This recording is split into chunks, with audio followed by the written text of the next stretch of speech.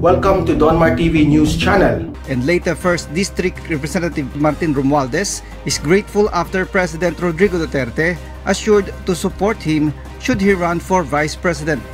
Romualdez said that he will think about it, but his focus now is the priority bills to address the effects of the pandemic and the 2022 national budget. The lawmaker noted that he will surely run for a position in 2022, but he may announce the position on October or the time of the filing of the certificate of candidacy.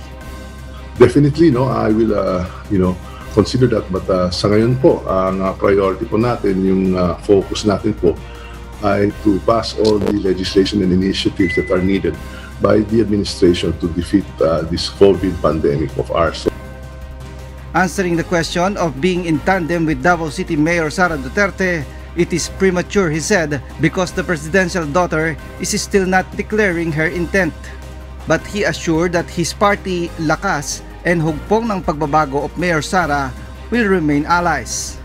Romualdez said that their family will also consider if his cousin, former Senator Bongbong Marcos, will decide to run again for Vice President. Meanwhile, the House of Representatives is now preparing for the last State of the Nation address of President Rodrigo Duterte to be held in July. Romualdez said that they are planning to allow more participants, especially those who are already fully vaccinated, including the media. Ray Pilayo, UNTV News and Rescue, we serve the people, we give glory to God. They come in different sizes, colors, and styles. For the past 6 months, Filipinos have learned to live with the face shield. Now President Duterte believes it should only be worn in hospitals. But presidential spokesman Harry Roque says this is not yet final. As I said po, legally speaking, IATF is recommendatory to the president. When the president speaks, then that becomes the policy. But let's wait for an appeal if one will be lodged. It was Senate President Tito Sotto who first talked about the president's stand on the face shield in a tweet early Thursday.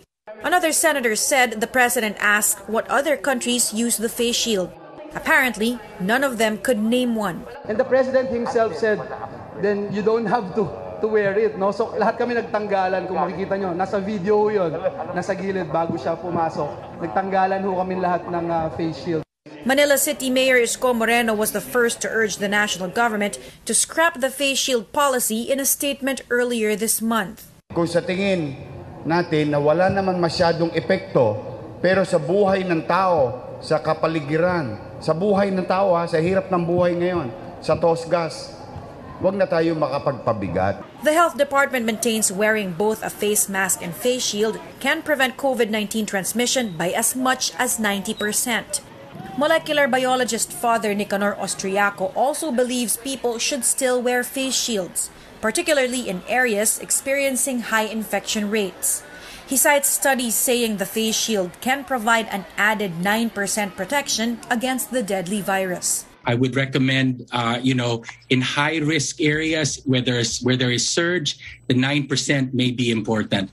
But here in Metro Manila, for example, if you're outside and there's no one around you, I think it is reasonable to say that lowering the risk by 9% may be something we are able to tolerate. Malacanang says the matter will be taken up in the next IATF meeting, and the public can expect an announcement whether or not the face shield policy will remain. Ito talaga ang matindi. Bakit ang kapal ng mukha? Tatakbo raw sa eleksyon 2022 ang human rights lawyer na si Chel Diop. Pero hindi pa tiyak kung anong posisyon. Mahirap pa raw magdesisyon ngayon. Pero nilinaw niyang hindi niya hinangad tumakbo bilang presidente o vice-presidente. Ito, malupit. Kulelat ka na nga nung senador ka. May plano ka pa tumakbo. Saan ka nakabili ng lakas ng loob? Makabili nga ako. Ang birang buhay, ere. Alam mo yung parang, excuse me, lahat kayo pinulot sa inodoro nung 2019. Tapos, balak mo pang umuli talaga? Hindi ko maintindihan eh. Saan ka kumuha ng lakas ng loob na feeling mo talaga kailangan ka ng taong bayan? Pambihirang buhay, ere. Ang tindi mo, tatang! Tatang naman, parang awa naman. Magising-gising ka naman. Di umano. Magising-gising ka naman sa pakanaginip mo.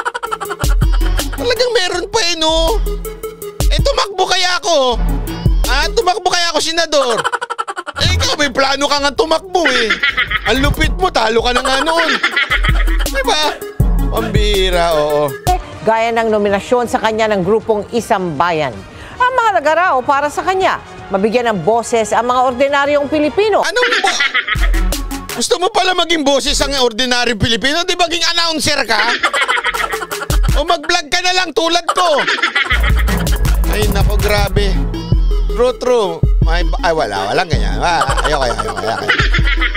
Hindi kasi yung mga palusot na gusto mong maging boses ng ordinaryong Pilipino. Ay, nako, kung gusto mo pala maging boses, maging vlogger ka. Maging broadcaster ka.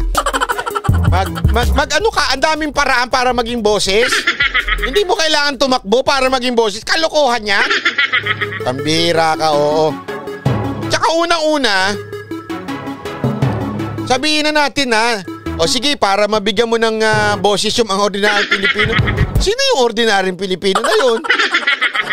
Yung 3%? Bakit ka naman nila ilalagay? Paano naman yung ilang percent?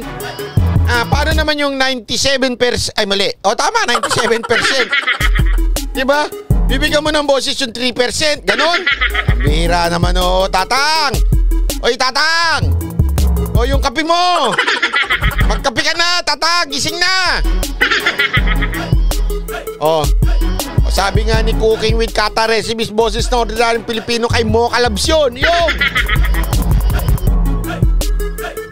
Pinoy TV, wala pong lyrics. Pasensya na po. Ay, nako, alam mo, nakakatawa lang, Yung mga palusot, wala akong pangarap, wala akong ambisyon, mga ganyan, pero gusto ko lang maging boses ng ordinaryong Pilipino. Sus, mag-TikTok ka na lang. Baka sumikat ka pa.